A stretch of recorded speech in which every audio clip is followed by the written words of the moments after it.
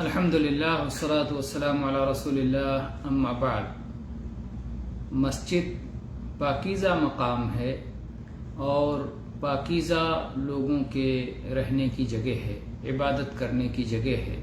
وہاں اچھے انسان، نیک انسان جاتے ہیں اور وہاں فرشتے رہتے ہیں۔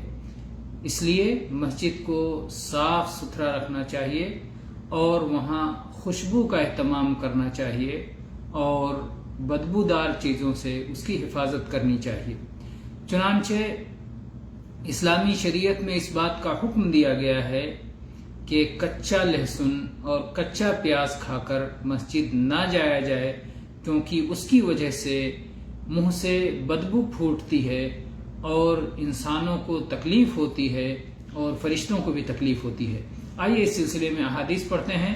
عن ابن عمر رضی اللہ عنہما ان النبی صلی اللہ علیہ وسلم قال من اکل من هذه الشجرة یعنی الثوم فلا يقربن مسجدنا۔ یہ متفق علیہ حدیث ہے، صحیح بخاری میں 853 نمبر پر اور صحیح مسلم میں 561 نمبر پر موجود ہے کہ جو شخص اس پودے یعنی لہسن سے لہسن سے کھائے وہ ہماری مسجد کے قریب نہ آئے۔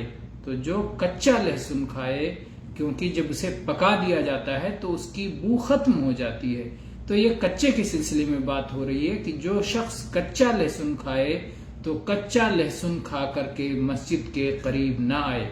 دوسری حدیث اس سلسلے میں جابر رضی اللہ عنہ کی ہے، کہتے ہیں کہ نبی صلی اللہ علیہ وسلم نے ارشاد فرمایا من اکل البصل او الثوم او الکراث فلا يقربن مسجدنا فإن الملائکة تتأذى مما يتأذى منه بنو آدم۔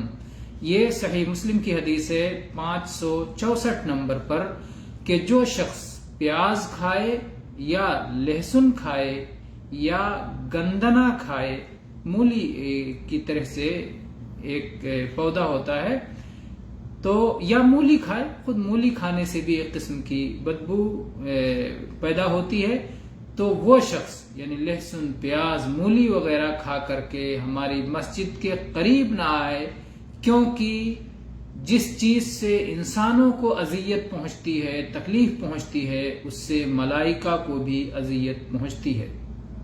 تو یہ ساری حدیثیں اپنے باب میں اور اپنے بات کی بیان میں واضح ہیں کہ مسجدوں کو بدبودار چیزوں سے محفوظ رکھنا چاہیے اور وہاں خوشبو کا اور پاکیزگی کا اہتمام کرنا چاہیے۔ واللہ تعالی اعلم والحمد للہ رب العالمین۔